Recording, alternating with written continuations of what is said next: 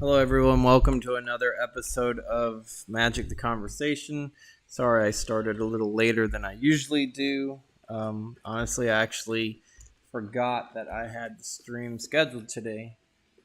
My work schedule got changed today, and that just threw my entire brain off of its regularly scheduled.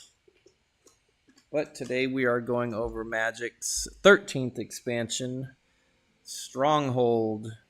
It continues the Tempest storyline, which we covered on our last session.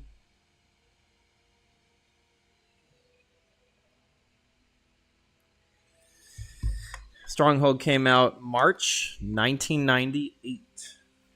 The expansion symbol is this gate right here that portrays the entrance to Volrath's stronghold. Volrath is the current antagonist in this set, and he has kidnapped Captain Sisay of the Weatherlight, and Gerard and his crew have infiltrated it.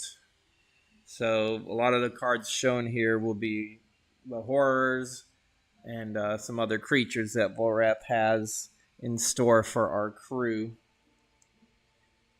This will be the first set that has dual colored slivers. As we can see, the first card here, it says acidic sliver.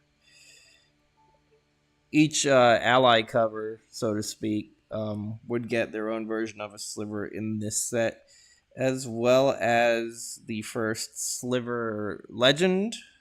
But we will go over that card as it appears.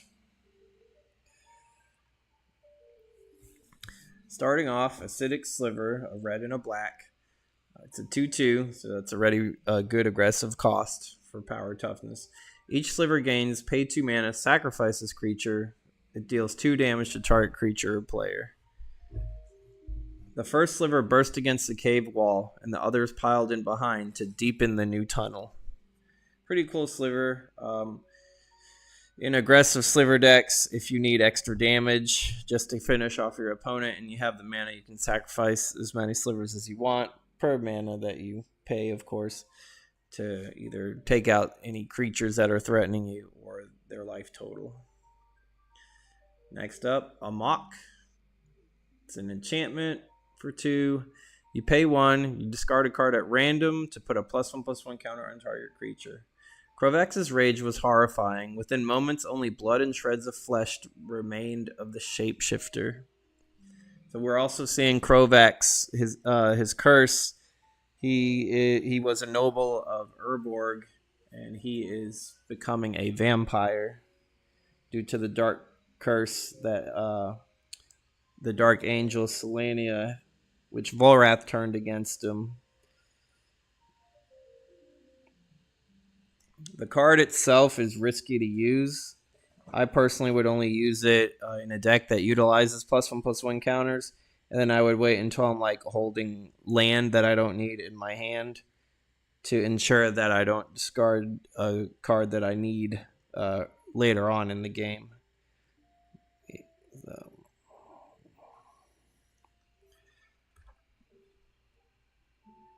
Awakening, 4 mana enchantment. At the beginning of each player's upkeep, you untap all your creatures in your lands. I didn't know this card existed. I knew there was a creature that did something like this. Hey, Barnabas, welcome in. How are you? There are times when destiny calls forth a people and demands an action. Now is the time. We are the people. This is our action. Charge! From Aladamri, the Lord of Leaves. While Gerard and his crew are infiltrating Volrath's stronghold, Aladamri and the Sky Shroud Elves and Oracle and Vec and the Vec people are charging at the forefront, keeping Volrath like distracted while Gerard and his crew can invade internally. I'm good. I'm a little scattered right now because I forgot I was streaming today. So, better late than never. Not going to be able to stream tomorrow because we're going to a convention. But thank you for stopping in. This card is good itself because in a group game, you'll always have all your creatures and lands on tap and your spells at the ready. Yeah, I almost rescheduled it, Barnabas, but I figured I'd get it over with because since I'm not streaming tomorrow, I kind of didn't want to wait until Monday to do it. Thank you, I appreciate it. I'll try to take some pictures and stuff and post in the Discord.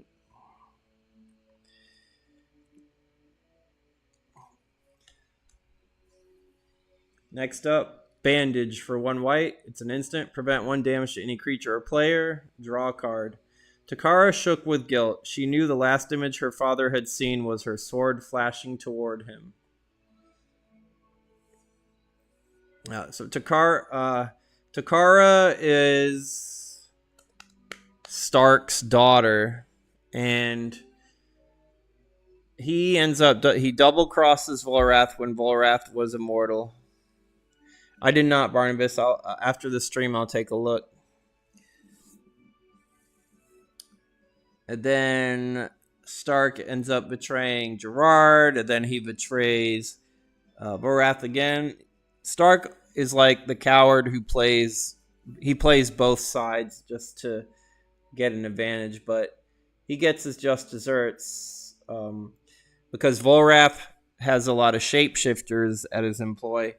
And they think that they rescued Takara, but it's actually a shapeshifter. And then it attacks Stark, and it pretty much slices him in the face, blinding him. And the artwork is him being bandaged up. The card itself isn't so good. Like the 1 damage that you prevent to a creature or player, it might save a creature's life or even a player's life. But just that 1... It's not enough, I think, for a card. Bottomless Pit, 3 mana enchantment. During each player's upkeep, that player discards a card at random. Another risky card to use if you're running it because it also affects you. I'm sure it came with the place. I don't think you would build one on purpose. It's one of many traps that Volrath's Stronghold has to offer. Brush with Death, 3 mana. Target opponent loses 2 life. You gain 2 life. If you have 4 extra mana afterwards, you can pay the buyback, and the card returns to your hand. I use this card a lot in my black deck. I would just drain 2 life each turn from my opponent as long as I had enough mana to cast it. The artwork's cool because there's like zombified vines trying to strangle the life out of I believe the character. This is Stark before he gets blinded in the artwork. And it's also a play on words. Brush with Death. That's like you went into a situation where you could have died but you narrowly escaped. And brush is also another word for like bushes, plants. So it's a play on words. Is pretty clever. Bullwhip, 4 mana artifact, pay 2, tap it, deal 1 damage to target creature. That creature must attack this turn if able. Pain is a crude way to enforce obedience, but it is cheap and plentiful. Quote from Volrath. Burgeoning, 1 green. Whenever any opponent plays a land, you may put a land from your hand into play. The plant said, "We will fight the stone with root and stem and seed. We are patient and we will win." The Sky Shroud Myth of the Forest. Another good card. It's for green. It lets you ramp ahead of your opponent as long as you have land in your hand. So it is a bit situational. But if you get it on the first turn in your opening hand and you go first, you're always going to at least get 1 land bonus off of it. Because your opponent's definitely going to play a land on their first turn.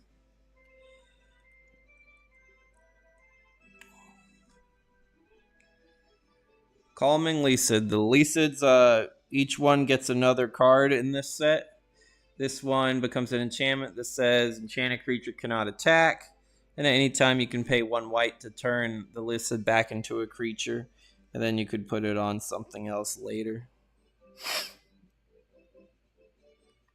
I was a fan of the Lycid cards when I started playing Magic, but I don't really use them anymore, and they haven't been reprinted in ever since. I think this is the last set they're even in, to be honest. Oh no, I think there's one in Exodus, which is the set after this. But moving onward, I didn't skip anything. Okay. Cannibalize. 2 mana. Choose 2 target creatures controlled by any player. Remove one of those creatures from the game and put 2+1/+1 counters on the other. And the flavor text is just mine. So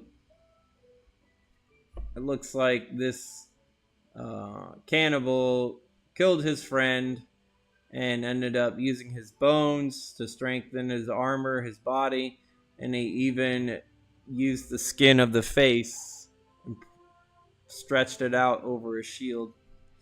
Pretty grim card. I don't think I've ever seen it used, though.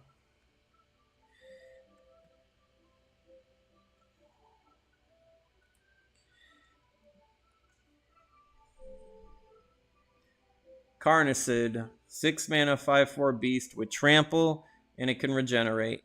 It was probably a powerhouse back in the day, but I think it's a little outdated now. I'm glad it has trample. So the 6 mana, 5/4, and the regeneration means it's hard to kill under normal circumstances. So pretty decent beast. Oh, I didn't read the flavor text on it. The hunter would never forget the time or place where he first met the Carnicid because they buried him there. That's funny.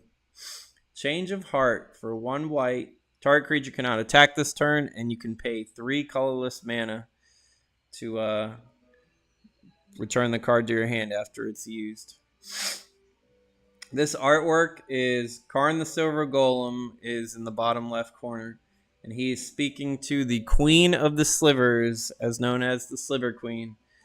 I did mention earlier that the set has the first legendary sliver, so the Queen is that sliver, and she has all these baby slivers under her brood. So the slivers are like a hive mind. They're kind of like the xenomorphs from Alien, or ants or bees. And she controls the hive, and Karn is able to speak with her and pretty much pacify her, saying that they just need safe passage to Volrath's stronghold because her nest is underneath it. And Karn tells her that they mean her no harm. They just want to save their friend. And the Sliver Queen eventually gives in, and the Slivers stop attacking the Weatherlight crew, and they're able to move forward. Cloud Spirit. 3 mana, 3/1 flying. It can only block other creatures with flying. Clouds are the soil, and dreams are the crop. Of course, saying. Weird looking it's just weird looking. It's like a naked man without a nose, like he has kind of like an octopus head. Weird looking card, but it aggressive blue card nonetheless. Constant Mists. 2 mana. Creatures do no combat damage this turn, so it's fog, but it costs 1 mana more, and you can buy it back by sacrificing a land. As long as you have ways to bring land back from your graveyard, this is a really good card. You can pretty much stop combat damage every turn as long as you have a land to play. The artwork, the elves are looking for the goblins are looking for the elves, but nobody can see anything in these thick mists. Contemplation. 3 mana. Whenever you successfully cast a spell, you gain 1 life. How fascinating it is to watch the machinations of one's own mind play themselves out. So Volrath can see what Gerard's doing, Yeah, Barnabas, I did see that in Genesis 2 as well on July 1st. I am excited for that. For Ark Survival Evolved for the Switch. I didn't really get to use the bug much when I played it on Xbox. So maybe I'll get to use it more on the Switch. So we'll see when that comes. This card itself, I've never really seen used. I think there are a lot better life gaining strategies. And it's weird to see Volrath on a white card, because normally he shows up on black cards. And a bit of blue as well. Stop scrolling. Oh, here's Volrath again on a blue card. Contempt. If enchanted creature attacks, return it and Contempt back to their owner's hand at end of combat. This could stop a potential dangerous creature opponent has. I mean, they're still going to attack and deal damage, but they return to their hand at end of combat if they survive. Meaning that the opponent has to recast them. The artwork shows Volrath pretty much backhanding Stark. Predictable little man, in all these years you taught me so much, yet learned so little. Yep, Volrath to start. Conviction, 2 mana. Enchanted creature gets +1/+3, and at any time you can pay a white to return it to your hand. It was not the Minotaur's shoulders, but his soul that bore the heaviest weight. So at the end of the Tempest block, Karn and Tarngarth had been captured by Volrath and tortured. Karn was tortured mentally, while Tarngarth here was tortured physically. The laser, he underwent some surgical laser torture, and his skin ended up changing, and his horns kind of have a more demonic appearance now because of these experiments. So when they find Tarngarth, he's just enraged, and Miri ends up fighting him to calm him down. And the Minotaur race they're a very proud race, especially of their horns. So this was like a really depressing blow to Tarngarth, and Volrath knew that. Volrath is a very cruel overlord. So,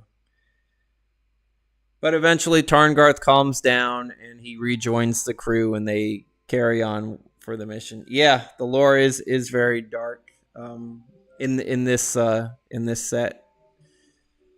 But it's my this storyline when Magic came out was my favorite, and it's still my favorite to this day. Convulsing Listed.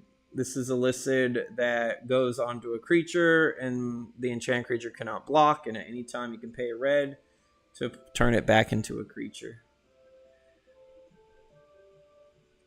Corrupting Listed. I like that in the artwork, when the listed like goes under the person's skin, you can see it right here, and the tendrils kind of like wrap up from its back. Really creepy looking. If you put it on a creature, the creature cannot be blocked except by black and artifact creatures. Craven Giant, 3 mana for a 4/1 that cannot block. What is high as a mountain and low as a snake? It's a dull riddle.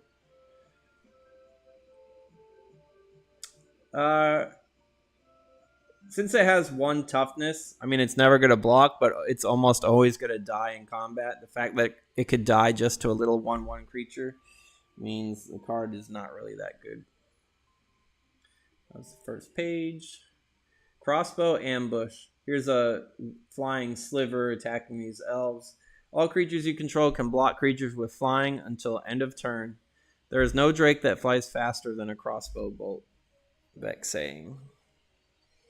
This is a good surprise if your opponent's using creatures with flying. Normally your creatures couldn't block flying if they didn't have flying or reach themselves. This gives all creatures that ability until end of turn. Krovax the Cursed. Here's the Krovax card where he officially becomes a vampire.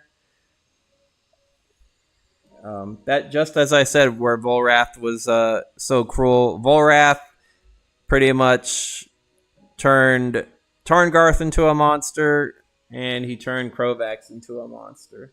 Krovax counts as a vampire. He comes into play with 4+1 counters. So 4 to play, 4/4. That's pretty good. During your upkeep, sacrifice a creature and put a +1/+1 counter on him, or remove a +1/+1 counter from him. So if you don't have creatures to sacrifice, he eventually gets weaker. He is a vampire, so he has to drink blood. But if you do have creatures to sacrifice, he'll get stronger. And you can pay 1 black to give him flying into end of turn. Outdated card, but back in the day, I could see it being very useful. A decent vampire. Crystalline Sliver. Slivers cannot be the target of spells or abilities.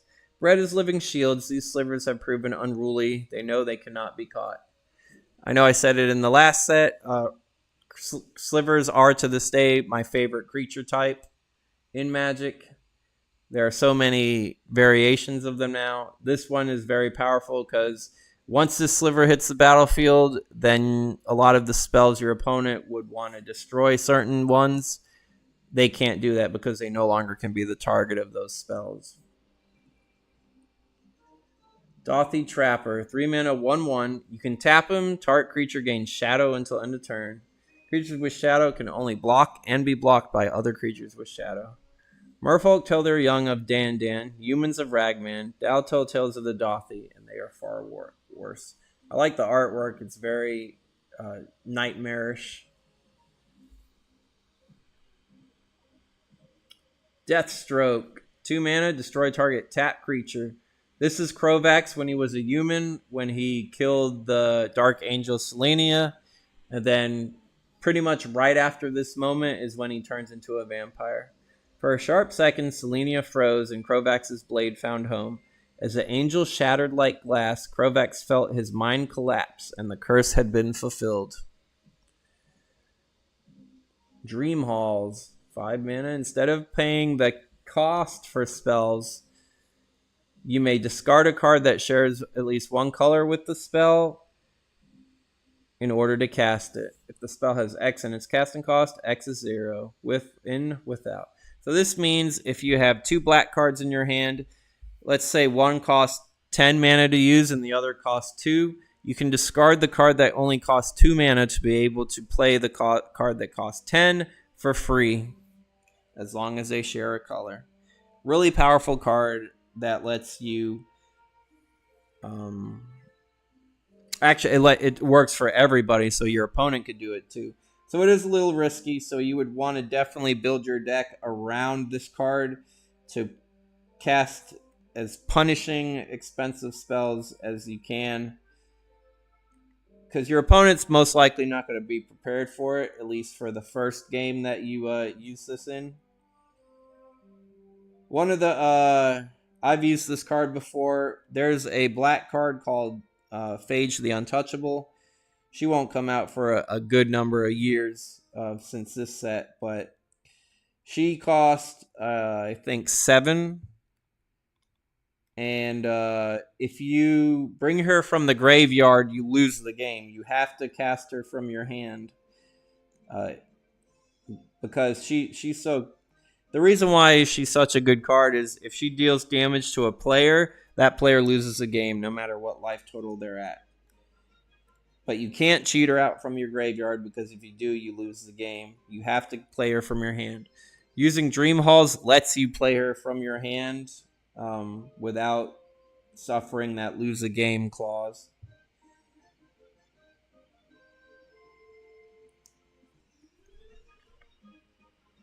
And looks like it's like a $21 card, so it's still a good card today. Dream Prowler, 4 mana, 1/5. It's unblockable as long as no other creatures are attacking. To think that some find sleep a restful state. Another quote from Volrath. I think this card's better as a blocker since it has 5 toughness. If it's going to be the only one attacking, that means you're only going to, unless you have cards that pump up its power, you're only going to be hitting your opponent for 1 each turn.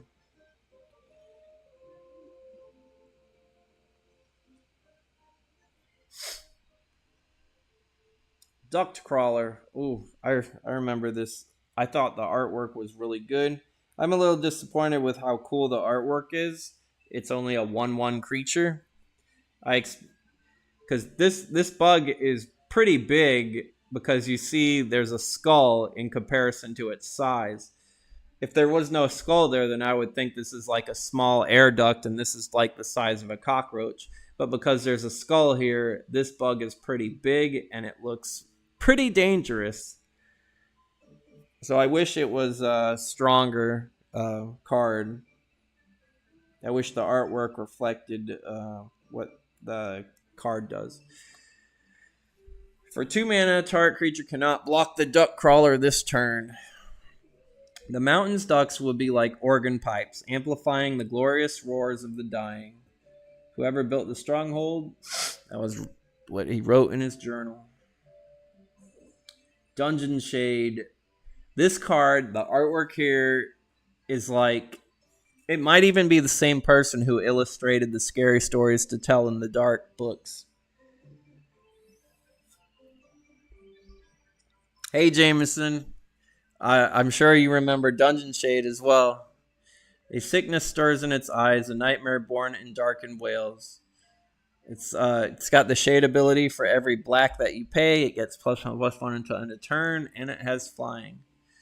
When I first saw this card, like I said, it reminded me wholeheartedly of Scary Stories to Tell in the Dark or After Dark. The artwork just... I really need to see if that's the same artist who illustrated it, because the style is like almost on point. Very creepy looking card.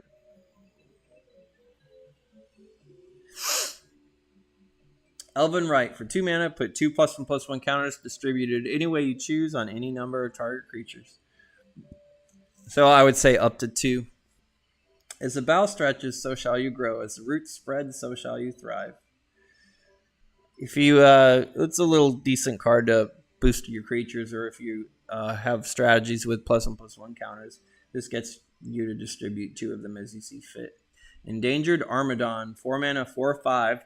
If you control any creature with toughness 2 or less, you must sacrifice the Armadon.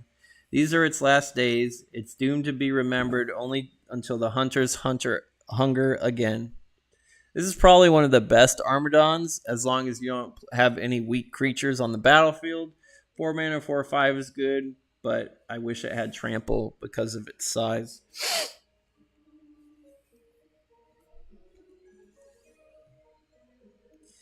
Ensnaring Bridge. Probably, in my opinion, one of the most powerful cards in the set. It's an artifact that costs 3. Each creature with power greater than the number of cards in your hand cannot attack. I expected a fight, but I didn't expect it from the building itself.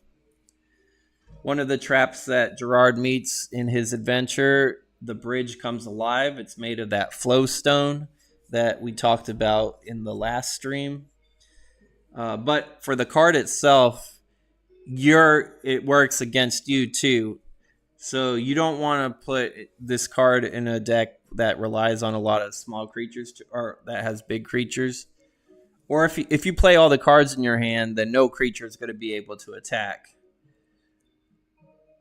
So this card is really good defensively if your win condition is not attacking. If your win condition is milling your opponent, or you want to get off some sort of infinite combo, Ensnaring Bridge will ensure that no one's going to be attacking you anytime soon, as long as you have the bridge out on the battlefield. Currently my favorite card in the set. And what's its price going now? $15.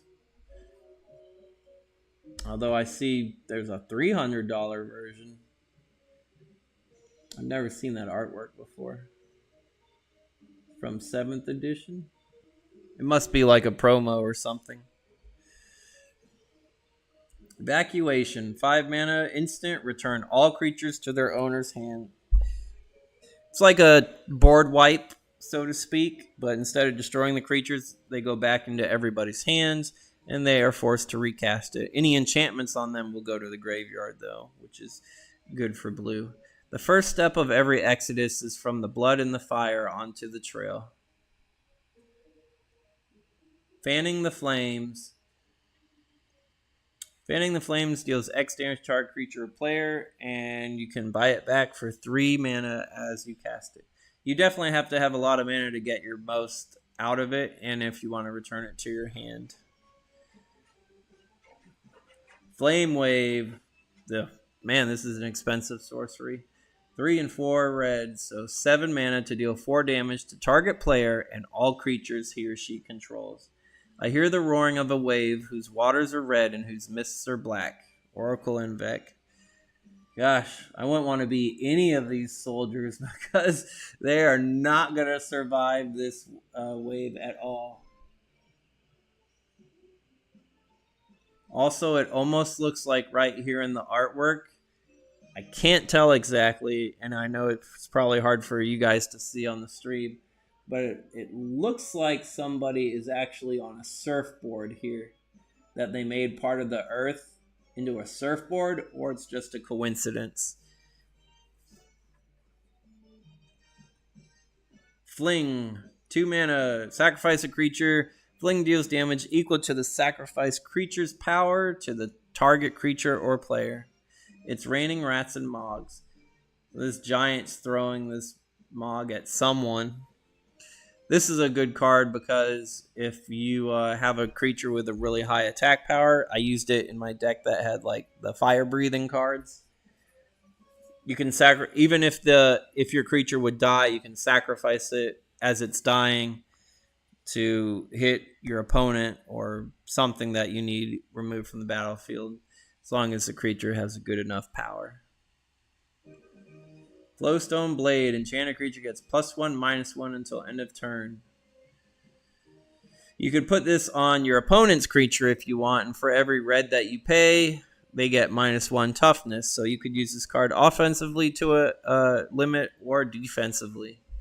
Remember the fable of the elf who came upon a cave of gold. In trying to free the largest piece, she was crushed by its weight. Karn teaching a lesson. Artwork is cool because it's got this soldier turning his bone and marrow into blade. Flowstone Hellion.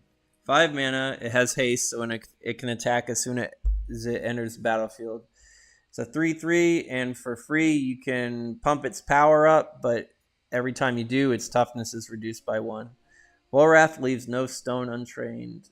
So this thing comes out of the stone. Flowstone Mauler, 6 mana, 4/5 trample. It has the same crappy Flowstone ability. And the reason why I say crappy Flowstone is because there are so many cards that have the regular fire breathing ability where they don't lose 1 toughness, but they still get +1 to their power. Once these horrifying creatures were perfected, there was no need for Armadons.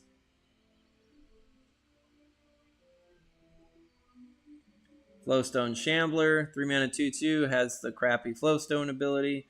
Flowstone troops are notoriously difficult to keep in formation.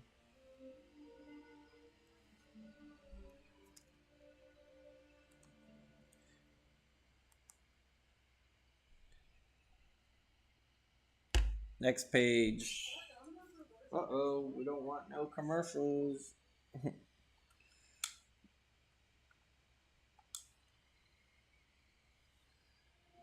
Foul Imp. 2/2 flying. When Foul Imp enters the battlefield, you lose 2 life. The imp, unaware of its own owner, paused to catch its breath and promptly died. It's a good card. 2 mana, 2/2 flying for black is really aggressive. You lose 2 life when it enters the battlefield, though, but that is like a reoccurring theme for black. In order to get the upper hand on your opponent, you must make some sacrifices. And losing 2 life, especially early on in the game,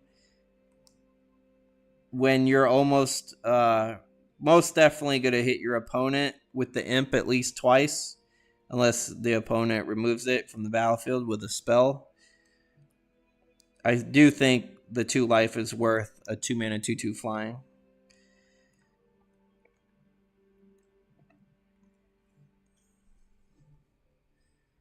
Furnace Spirit. 3 mana 1/1. It can attack as soon as it enters the battlefield, and it has a fire breathing ability. It doesn't have that crappy Flowstone ability. If it can survive the furnace, you don't want it near you. Gliding listed. This listed gives enchanted creatures flying. Grave Pack. These are some fat zombies, or I don't know what these are. Soldiers, perhaps? Trolls.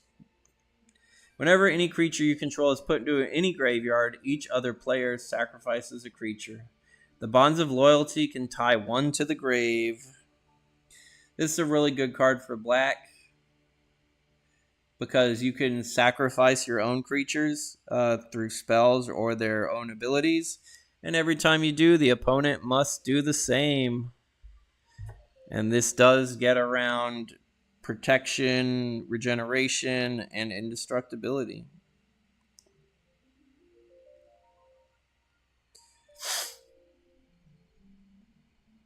Hammerhead Shark. I forgot about this card.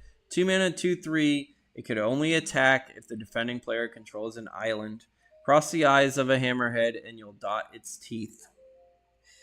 It's a cool saying because you'll dot its teeth with your blood.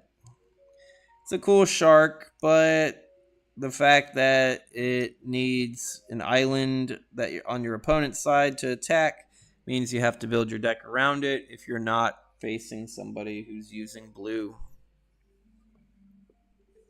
Otherwise, it is a great aggressive attacker. 2 mana 2/3 is awesome. Heartstone, 3 mana artifact. The cost of each creature ability requiring an activation cost is reduced by 1 colorless mana. This does not reduce an ability's mana to be less than 1. I talked about this card when I talked about Ashnod's Altar in either the first or the second stream, where it combos with Sliver Queen, where you can make infinite slivers.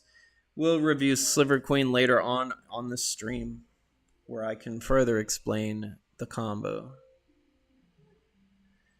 Heat of Battle.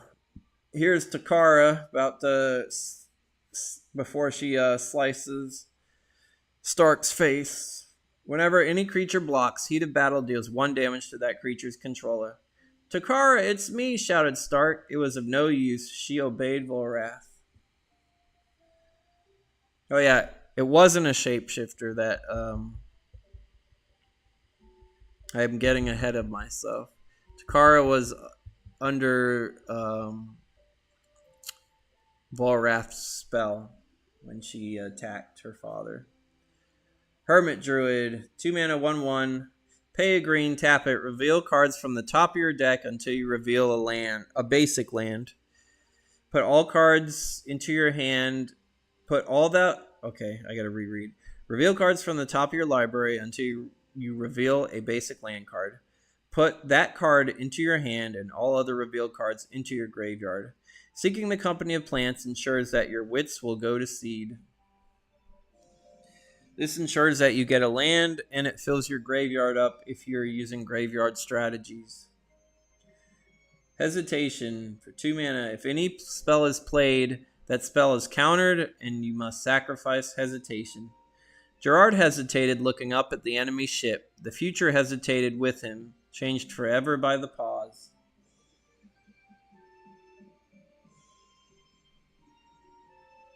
Hibernation Sliver. Each sliver gains pay 2 life. Return this creature to its owner's hand. Moglings have been known to play ball with hibernating slivers, completely unaware of their true nature.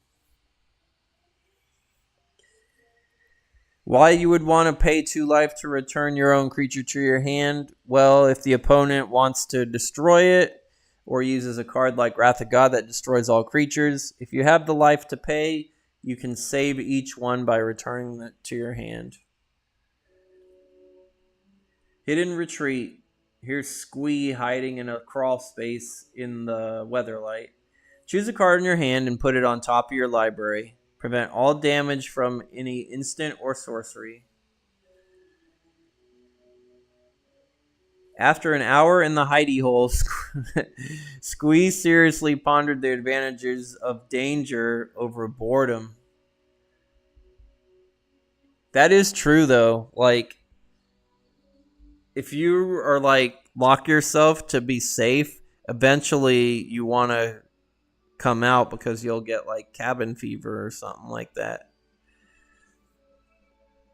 Honor Guard, 1/1 for 1 white. Honor Guard, for each white you pay, gets +1 to its toughness. It is not a choice I make. I have this guard. It is the choice of my people and my duty to them. Oracle and Beck. Good defensive soldier. Hornet Cannon, for 4 mana, pay 3, tap it, put a Hornet token onto the battlefield. Treat this as a 1/1 artifact insect with flying that can attack as soon as it enters the battlefield. However, you have to destroy the token at the end of the turn. I hate that the token has to die.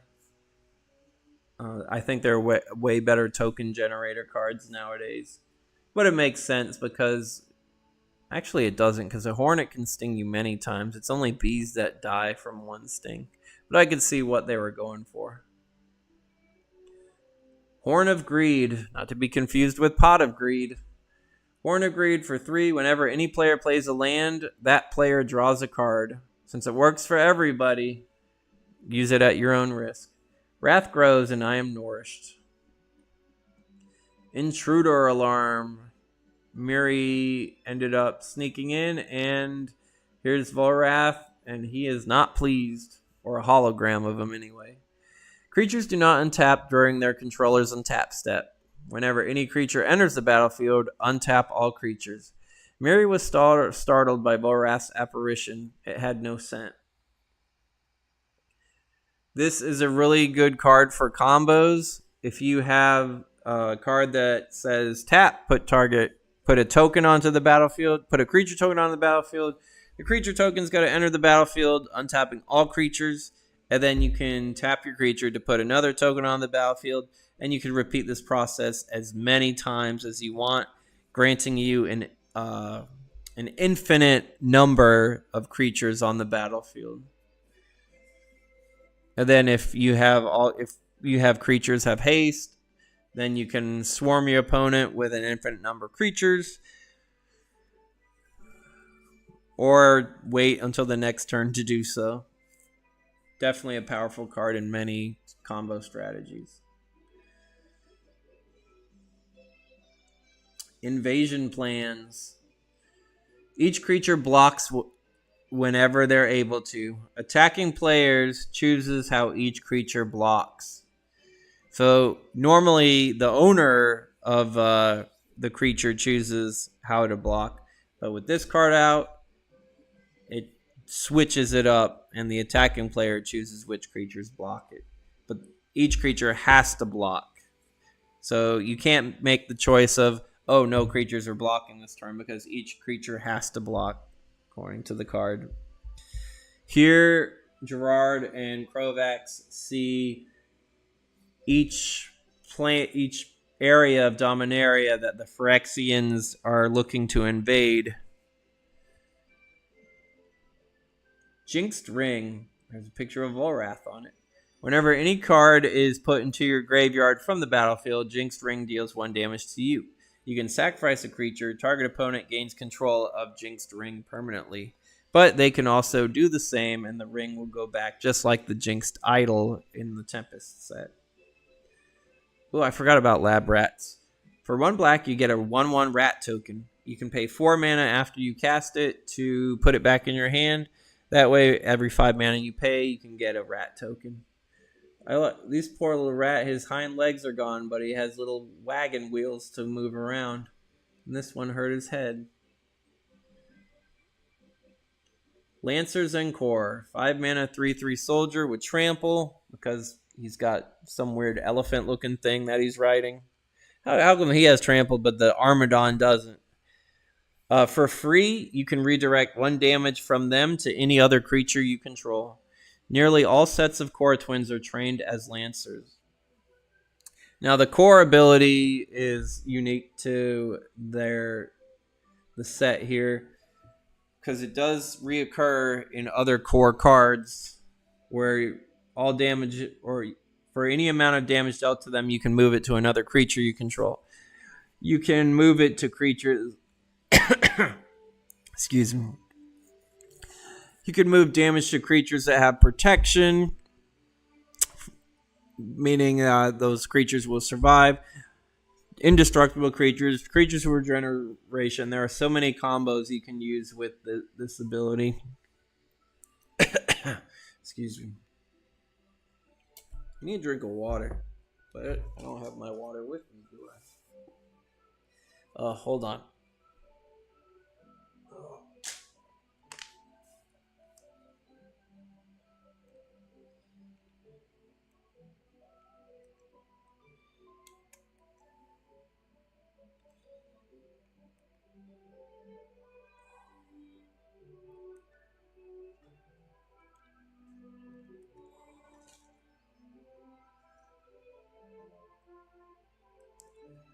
All right. Oh, I didn't say this card. Leap. Target creature gains flying into end of turn. Draw a card. Mary leapt quickly and silently. The guard died likewise. And we could see she did leap high in the air, and she's going to pounce on this poor soul.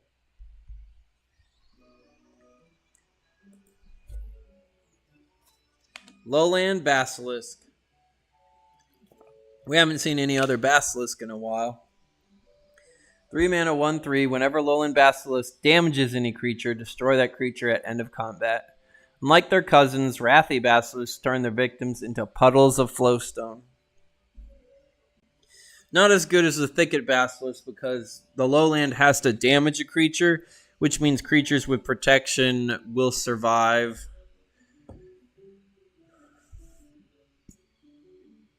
Whereas against the Thicket Basilisk outright destroys them. Mana Leak. 2 mana. Counter target spell unless its caster pays an additional 3 mana. Very good counter spell card. The fatal flaw in every plan is the assumption that you know more than your enemy.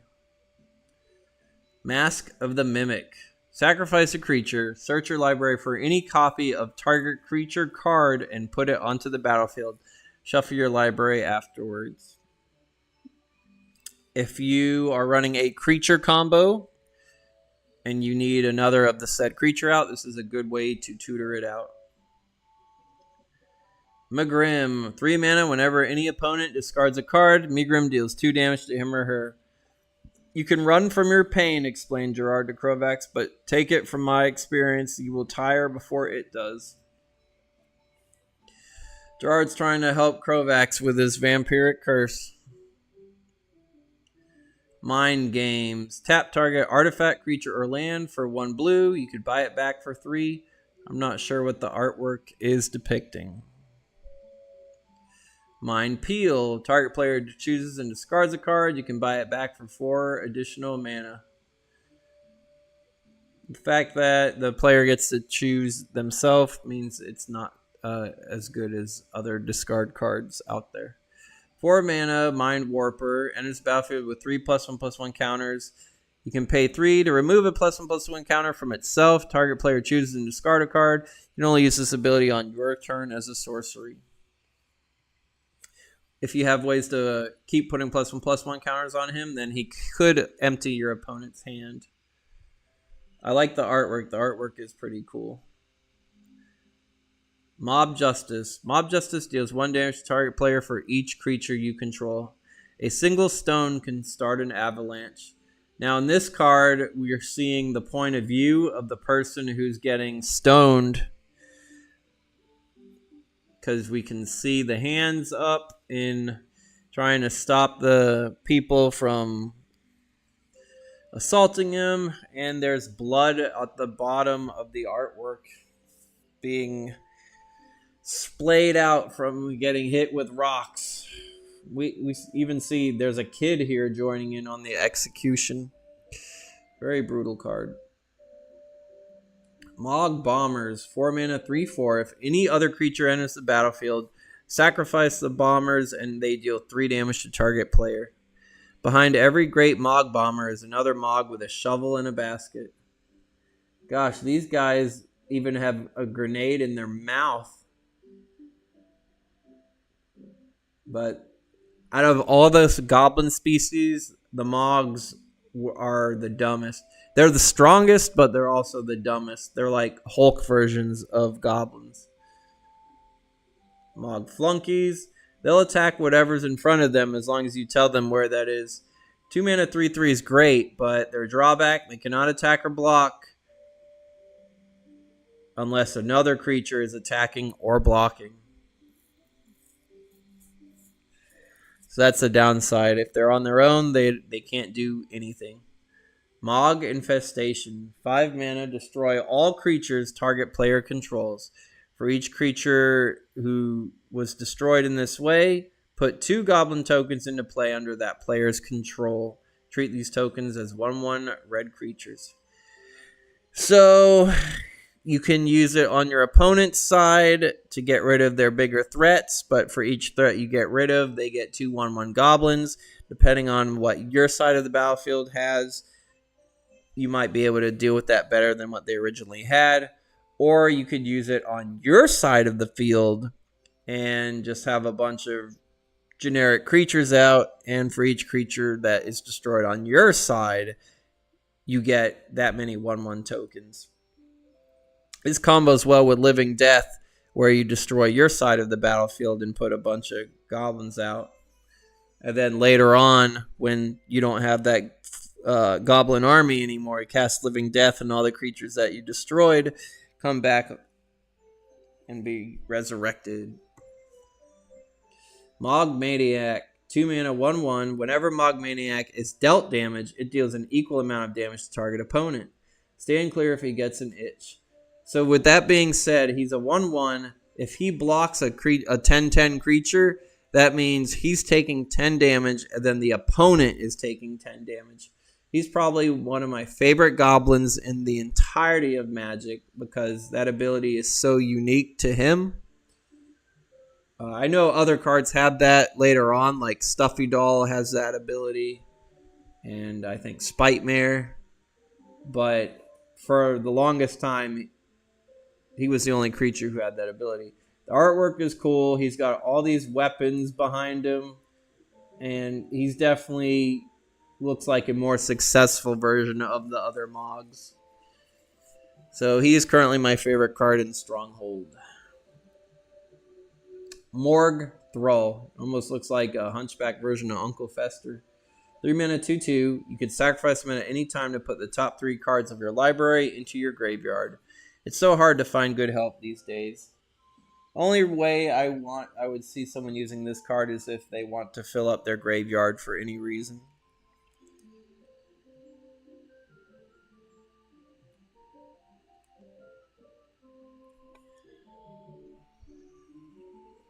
Mortuary. I've never seen this card. For 4 mana, whenever any creature is put into your graveyard from play, put that creature on top of your library. Oh, wow. So that means you're always going to get the same creature if it keeps dying. So you could use this really good with sacrifice strategies. Think of them not as failures, but as works in progress. Mox Diamond. A callback to the original Mox Jewels from the first set. When it enters the battlefield, you must discard a land or you have to sacrifice the Mox Diamond. You can tap it to add 1 mana of any color to your mana pool.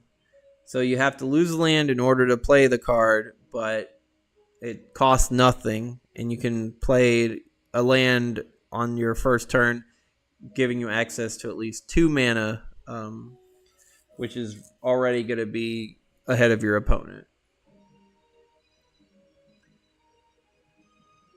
Oh, this is so depressing to see. I had Mox Diamond. I had 4 of them before, and I think I sold mine for $100 a piece. And now I'm seeing they go for average price $573. If only I had waited Damn.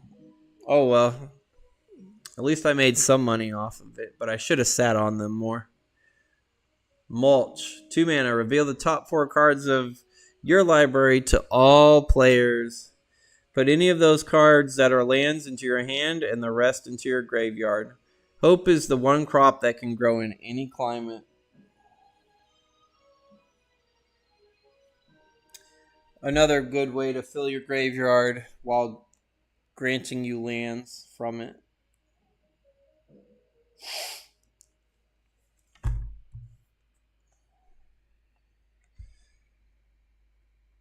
Nomads and Core. They're the 1/1 version with that Core ability.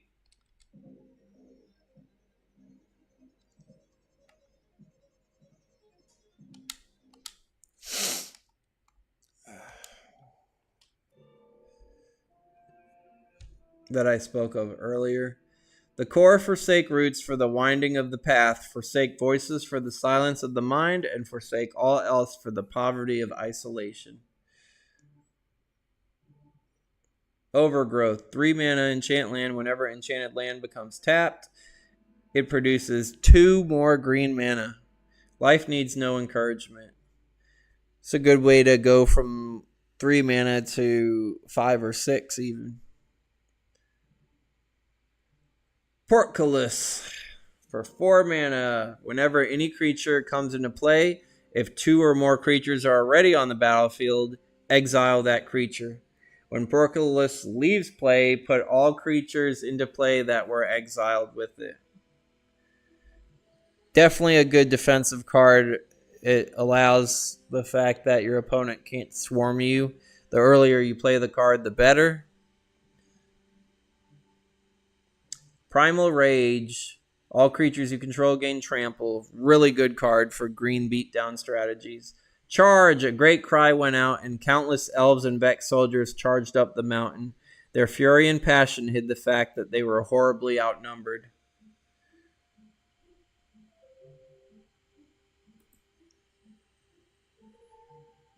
Provoke. For 2, untap target creature you do not control. That creature blocks this turn if able. Draw a card. Miri did not have time to think, only to react. Here Selenia is provoking Miri before Krovax kills her. Pursuit of Knowledge. Hannah stayed aboard the Weatherlight.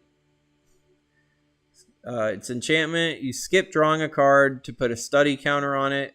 At any time, you can remove 3 study counters and then sacrifice it to draw 7 cards.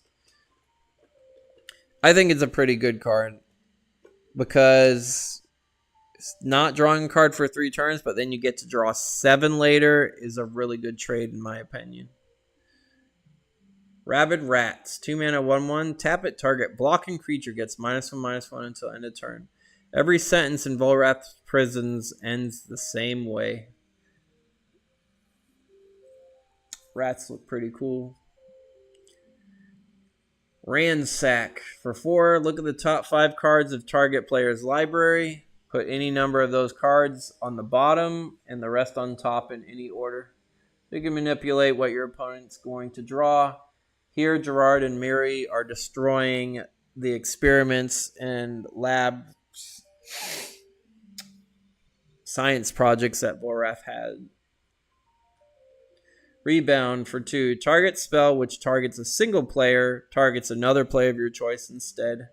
Insult like an arrow is beyond control once it's loosed. This mage went to cast a spell, but it's gonna go right back into her face. Reigns of Power. You and target opponent each untap and gain control of all creatures you control until end of turn. Those creatures are unaffected by summoning sickness. This is a really good card to play if you don't have any creatures on your side of the battlefield, because then you gain control of all your opponents, and then they have nothing to block with, and you can attack with their whole force. Revenant. 5 mana, flying. It has power and toughness equal to the number of creature cards in your graveyards. Not again, Hans.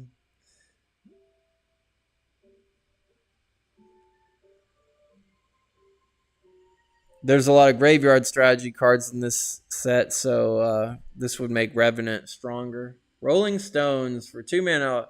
Walls can attack as though they were not walls. We've seen plenty of walls in Magic's past, so having this card out would make them actually dangerous. Walls collapse and kill people all the time. Some are just more aggressive about it. Oh man, this goblin's face. He's done. Ruination. Destroy all non-basic lands. We have built a wall upon sand. The wall will vanish. The sand will remain. Sacred Ground. 2 mana enchantment. Whenever an effect controlled by an opponent puts a land into your graveyard from play, put that land back into play. That which knows itself cannot be shaped into another's will. We saw in Tempest there was at least 3 or 4 land destruction cards from like 3 different colors even. So Sacred Ground, it was a good counter to those cards. Semite Blessing. I forgot about this card. Enchanted creature gains tap, prevent all damage to any creature from any one source. Knit Bone, Darn Flesh, Stitch Skin, Weave Breath. Semite Healing Ritual. Aurum is the ship's healer, and I think they're healing Takara once they freed her of Volrath. Scapegoat for 1 white. Sacrifice a creature. Return any number of target creatures you control to its owner's hand. So in this artwork, it looks like Gerard killed Volrath, but this is actually a shapeshifter. When Volrath figured that Gerard was getting closer and closer to him, he ended up running away, and he left a body double in his spot, in his place, to further insult Gerard, thinking Gerard had won, but Volrath had tricked him. And here Gerard says, "Enjoy your deception, Vuel." Vuel was Volrath's name when he was a regular human. I'll count this one as practice. I think there's another card in the set that actually shows Gerard stabbing the shapeshifter. Seething Anger. Here's Tarngarth when he's mutated and mad. Target creature gets +3 power until end of turn. You can buy it back for 3. Oh man, I forgot about this awesome artwork of a card. Serpent Warrior. 3 mana, 3/3. When he enters the battlefield, you lose 3 life. A hiss before dying. The artwork is so good. The card itself is mediocre.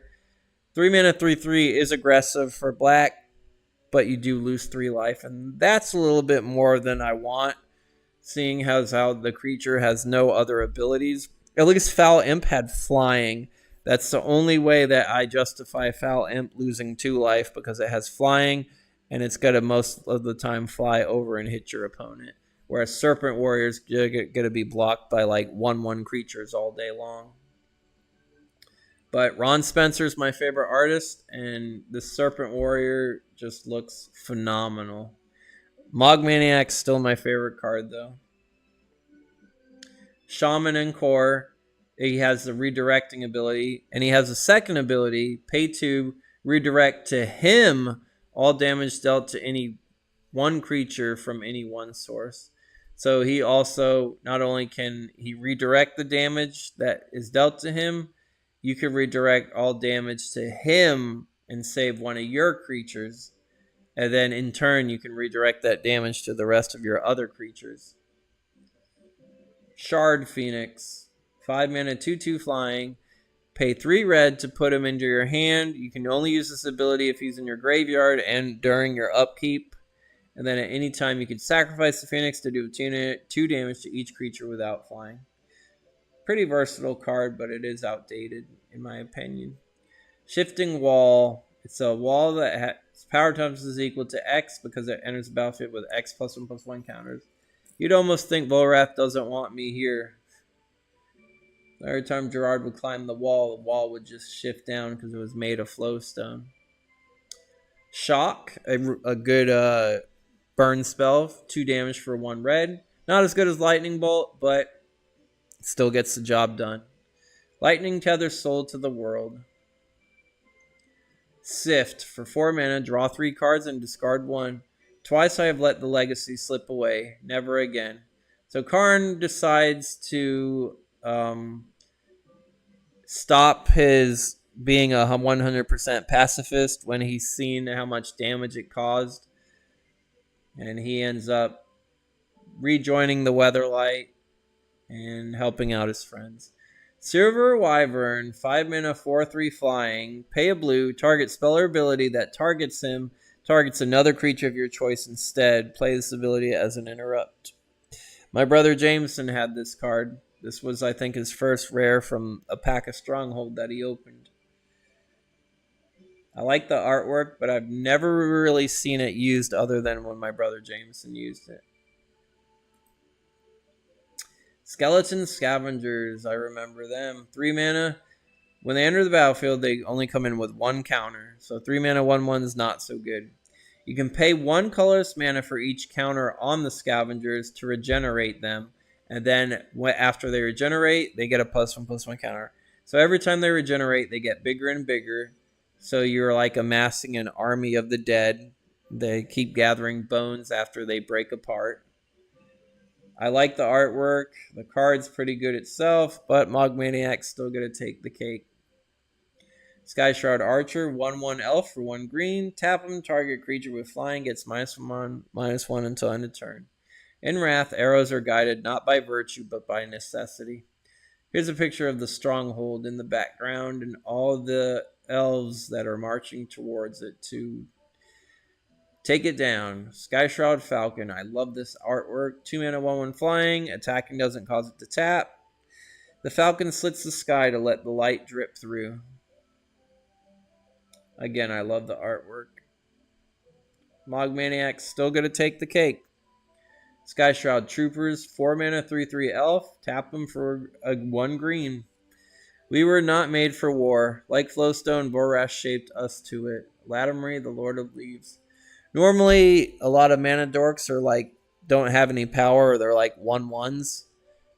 So it's weird to see a 3/3 that taps for mana. But I guess if you really need it, and they do have a good powered toughness.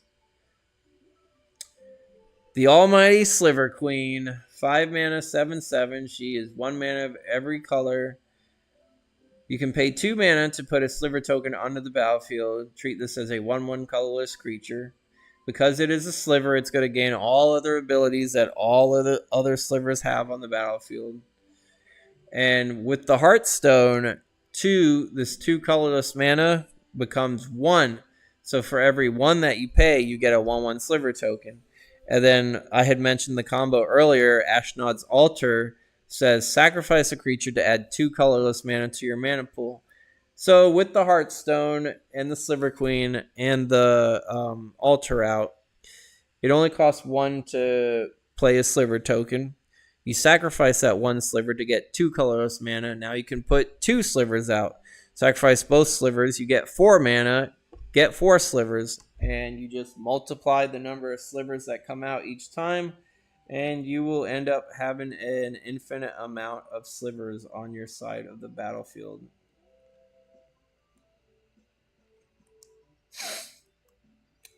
One of my first infinite combos I ever made. I didn't use it as much because I don't really like using infinite combos. That's not my play style.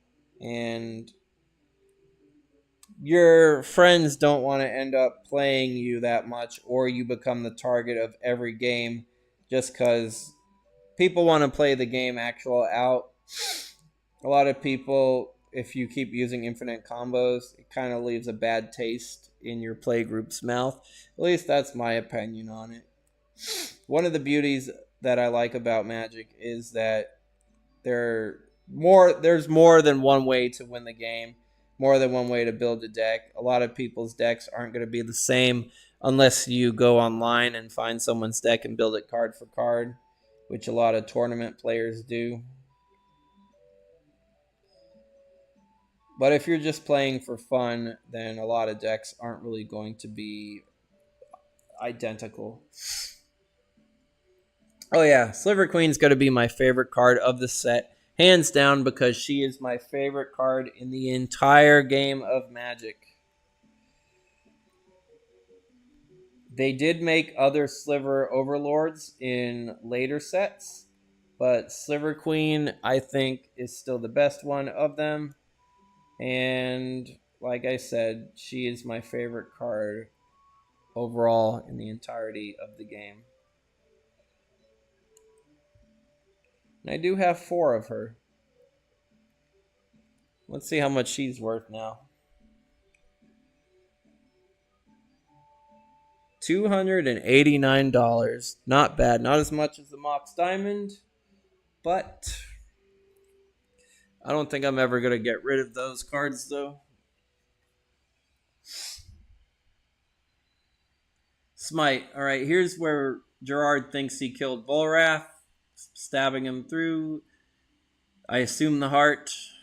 You've got your childhood wish at last. Now you get to die, Gerard said to Volrath. But we find out it's not actually Volrath. It is a shapeshifter. You get to destroy a creature that was blocked, and because it is an instant, you can destroy the attacking creature as long as it was blocked before it deals damage to your creature that blocked it. Solitary Champion. I think my brother Jameson had this card as well. 3 mana, 2/2 Shadow. If it attacks, all other creatures you control get +1/+1 until end of turn. Really good because most of the time it's going to hit your opponent because it has Shadow, granting a buff to all other creatures you control. Good in white weenie strategies. Spike Breeder. The spikes make another return. This one enters the battlefield with 3 +1/+1 counters. It has the spike ability where you remove a counter from it to put it on another creature, or you can remove a counter off of it to put a spike token onto the battlefield. Treat the spike token as a 1/1 green creature. Spike Colony, 5 mana. They enter the battlefield with 4 +1/+1 counters, and they have the spike ability as well. This is one of the best spikes in my opinion, the Feeder. This enters the battlefield with 2 counters. It has the spike ability, and it has an additional ability that you can use for free. By removing a counter from it, you gain 2 life. So one of the good things about the spikes, if you ran a deck that had a lot of the spikes in it, you could give counters off of it and give it to the Feeder to gain life. There are other spikes, as we will be revealing in this set and the next set as well, that offer other benefits to the +1/+1 counters. Spike Soldier. He comes to play with 3 counters for 4. It has the spike ability. For free, you can also remove a +1/+1 counter from it to give it +2/+2 into end of turn. So for every +1/+1 counter you remove, it doubles in power and toughness, so to speak. But be careful, if you remove all its counters, after the turn's over, it'll be a 0/0, then it'll die. Spike Worker is a 3 mana 2/2 version of the spikes with the spike ability. I believe that's it for the spikes in this set. Like I said, they do return one again later on. Spindrift Drake for 1 blue. It's a 2/1 flying. During your upkeep, you have to pay a blue or you have to sacrifice the Drake.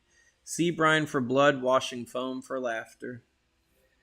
I think it's a good card though, because for 1 blue you get a 2/1 flyer. Again, almost like Foul Imp. I think this card is better than Foul Imp because it only costs 1. You do have to pay 1 blue during your upkeep to cast it, but that's not so bad if you're hitting your opponent for 2 after your first turn every turn. That means just alone it'll win the game in 10 turns if it's not dealt with or blocked. Spine Slivers. If any sliver is blocked, it gets +1/+1 into end of turn for each creature blocking it. Slivers are evils and slivers are sly, and if you get eaten, then no one will cry. Goblin Child's Nursery Rhyme. Spined Worm, 5 mana, 5/4. Really cool artwork, but it doesn't really do anything else. It doesn't have any other abilities.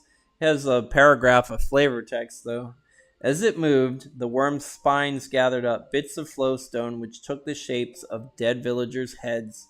Each head spoke a single sound, but if taken together, they said, "Alas for the living." It's pretty morbid, but really cool artwork for this card. Spirit and Core. It's a 2/2 flying with the core redirect ability. Death free, throat from thirst, mouth from speech, feet from earth. Spitting Hydra. 5 mana. Comes into play with 4 +1/+1 counters. Pay 2. Remove a +1/+1 counter from it to deal 1 damage to target creature.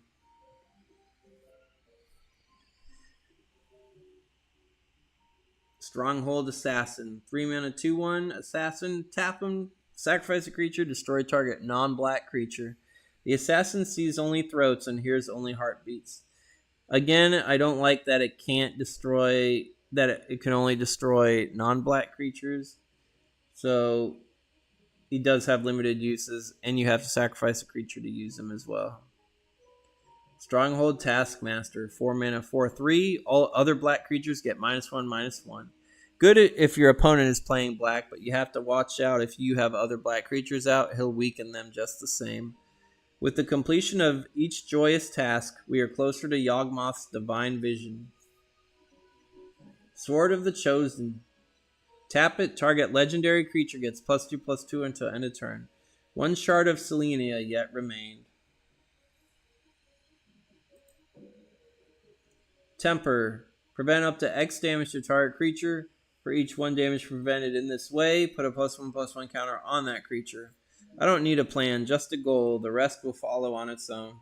Good surprise card that can turn a normally weak creature into a really strong one.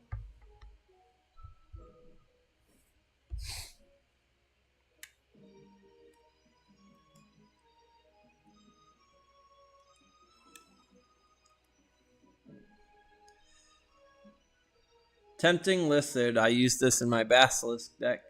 This lizard, put it on a creature. All creatures must block the creature that the lizard is attached to. You can pay 1 green at any time to turn the lizard back into a creature. Thalicos Deceiver, 1/1 Shadow for 4.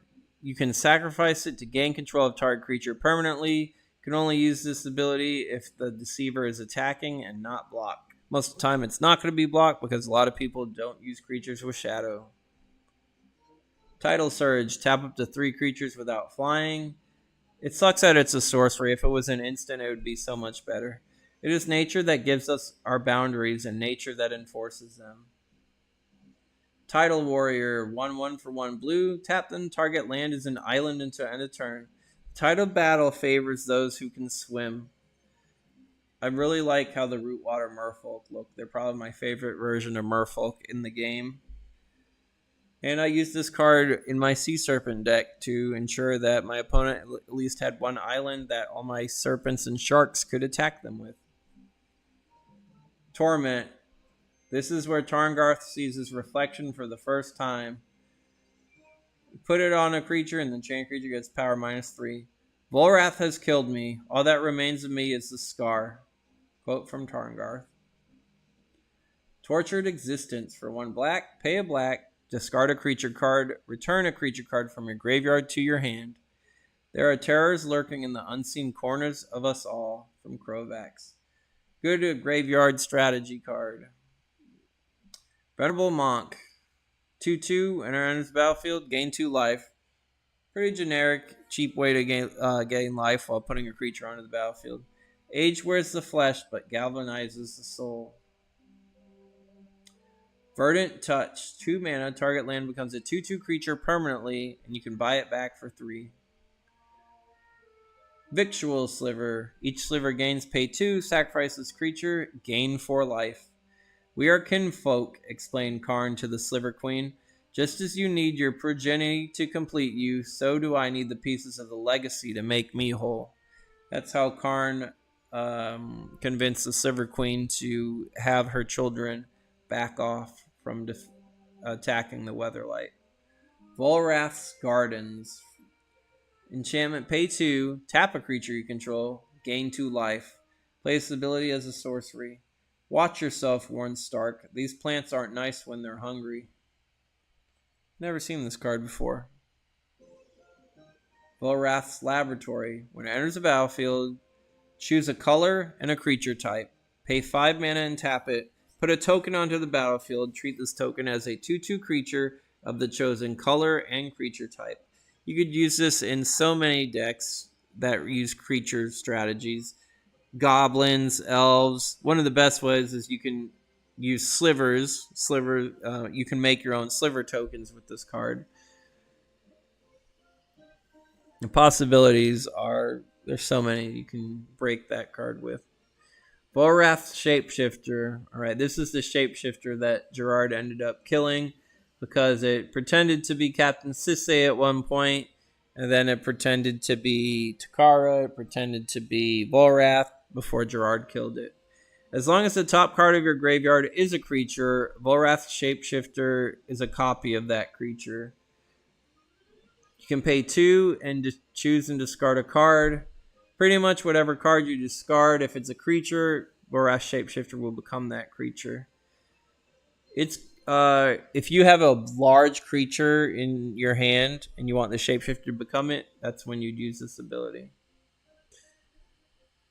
Volrath's Stronghold. Taps for a colorless mana. You can pay a black and a colorless to put a creature card from your graveyard back on top of your library. The Seed of a World's Evil. Really good. It's a land with an additional ability. The fact that it could put a creature back on top of your deck means with graveyard strategies, you can choose what creature you're going to draw every time.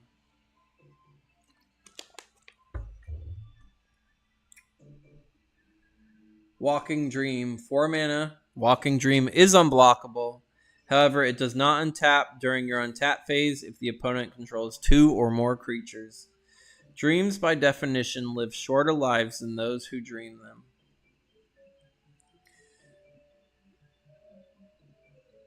Situational, you would have to build your deck around creature removal to get the most out of this card. Wall of Blossoms, for 2 mana, it's a 0/4 wall that, when it enters the battlefield, draw a card. Each flower identical, every leaf and petal disturbingly exact. Really good card to stop aggro in its tracks while refilling your hand. Wall of Essence, another good wall against aggro decks. For each 1 combat damage dealt to Wall of Essence, you gain 1 life. The ceiling and the floor fell in love, but only the wall knew. That's a weird quote. Wall of Razors, 2 mana, 4/1, but it has first strike. In this blessed structure, let the very walls baptize themselves in the blood of intruders.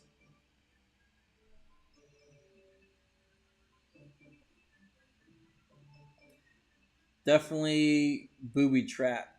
Don't want to get any close to these walls. Wall of Souls. Whenever Wall of Souls is dealt combat damage, it deals an equal amount of damage to target opponent. So this is like Mog Maniac in a way, but only with combat damage. It is the nature of evil to turn you against yourself. Wall of Tears. If Wall of Tears blocks any creature, return each of those creatures to its owner's hand at end of combat. Many have been lost to pity. Last page. I think it's only 2 cards. Warrior Angel. 6 mana flying. For each 1 damage she deals, you gain 1 life. But she's only a 3/4. She represents not hope, but hope's desperate fury. She costs way too much for what she does. Her power and toughness should be 5/5 if she costs 6 mana. There are so many. More than half of the angels in the game are better than her. And the Warrior Encore, 2 mana 2/2 with the core ability. Only a matter as vital as destroying Volrath could bring together the reclusive core people. Youthful Knight, 2 mana knight with first strike. Pretty good generic white knight card. Let no child be without a sword. We will all fight, for if we all fail, we will certainly all die. And that concludes the Stronghold set. We'll go back to Sliver Queen.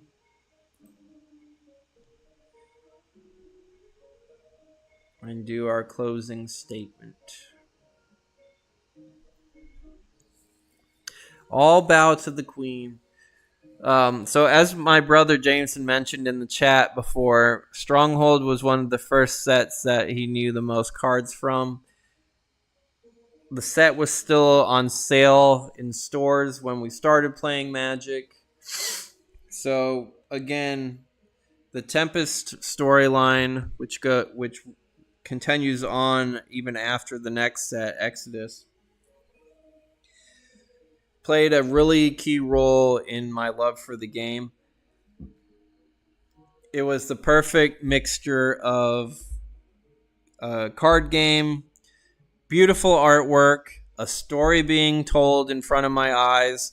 Collecting the cards was like finding out more pieces of the story, seeing it illustrated, and it just appealed to all of my senses. So, did you play Stronghold? What were your favorite cards in the set? What strategies did you come up with the mentioned cards? Let me know in the comments below. And next week, we will be reviewing the Exodus set, which will complete the Tempest block. But the story with Gerard and his crew and Volrath himself is still just getting started. I'll see you all later, and I hope you have a good night. Until next week, take care.